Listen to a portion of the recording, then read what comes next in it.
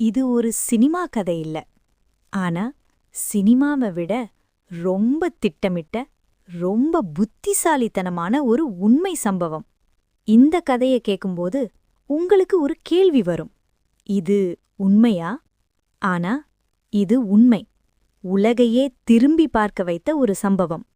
ஒரு மிகப் பெரிய வங்கி, நகரத்தின் நடுவில், எப்போதும் கூட்டம் நிறைந்த இடம். பல அடுக்கு பாதுகாப்பு, 24 மணி நேர CCTV, motion sensors, biometric locks. இந்த எல்லாத்தையும் பார்த்தா யாருக்கும் இங்கே திருட்டு நடக்கும்னு தோணவே தோணாது.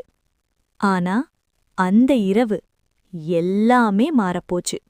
இந்த கதையில முக்கியமானவர்கள் 4 பெண்கள். அவர்கள் குற்றவாளிகள் போல தெரியல, சாதாரண பெண்கள் மாதிரிதான்.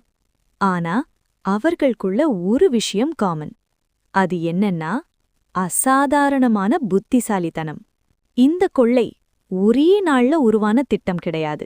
மாதங்கள், இல்லை வருடங்களாக, ஒவ்வொரு நிமிஷமும், ஒவ்வொரு பாதுகாப்பு மாற்றமும் எல்லாமே அவர்கள் கவனிச்சாங்க.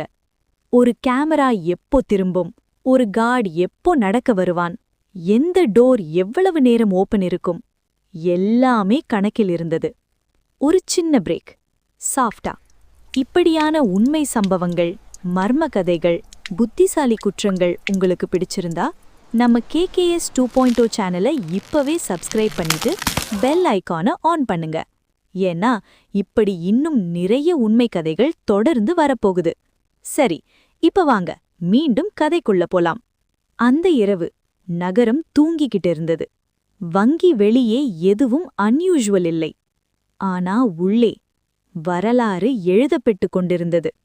ஒரு அலாரம் கூட ஒலிக்கல, ஒரு கண்ணாடி கூட உடையல, ஒரு சத்தமும் இல்லாம லாக்கர்ஸ் ஒன்றுக்கொன்றா திறந்தன. அவர்கள் எடுத்தது சின்ன தொகையில்லை, 890 கோடி ரூபாய். இந்த எண்ணிக்கை சொல்லவே பயமாயிருக்கும். ஒரே இரவில், ஒரே வங்கியிலிருந்து, யாருக்கும் தெரியாம. அடுத்த நாள் காலை வங்கி ஊழியர்கள் வந்ததும் முதல்ல எதுவும் வித்தியாசமா தெரியல. ஆனா லாக்கர்ஸ் ஓபன். உள்ளே வெறுமை. அந்த நிமிஷத்துல தான் அவர்களுக்கு புரிஞ்சது என்ன நடந்துச்சுன்னு. போலீஸ் வந்தாங்க, CSI டீம் வந்தது, சிசிடிவி ஃபுட்டேஜ் செக். ஒண்ணுமில்லை. ஃபிங்கர் பிரிண்ட்ஸ் இல்லை, ஃபுட்பிரிண்ட்ஸ் இல்லை, DNA இல்லை. அவர்கள் உள்ளே வந்ததே நடக்காத மாதிரி. இதனாலதான் இந்த சம்பவத்தை உலகம் முழுக்க சைலண்ட் ஸ்மார்ட் ராபரின்னு சொன்னாங்க. பலமில்லை, ஆயுதமில்லை, வெறும் மூளை மட்டும். இந்த 4 பெண்கள் யார்? அவர்கள் இப்ப எங்க இருக்காங்க? அந்த பணம் எங்க போச்சு? இந்த கேள்விகளுக்கான பதில்கள்தான் இந்த கதையை இன்னும் பயமுறுத்துற விஷயம்.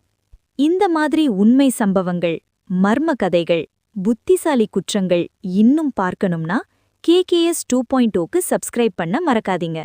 நான் உங்களை அடுத்த உண்மை கதையோட சீக்கிரமே சந்திக்கிறேன்.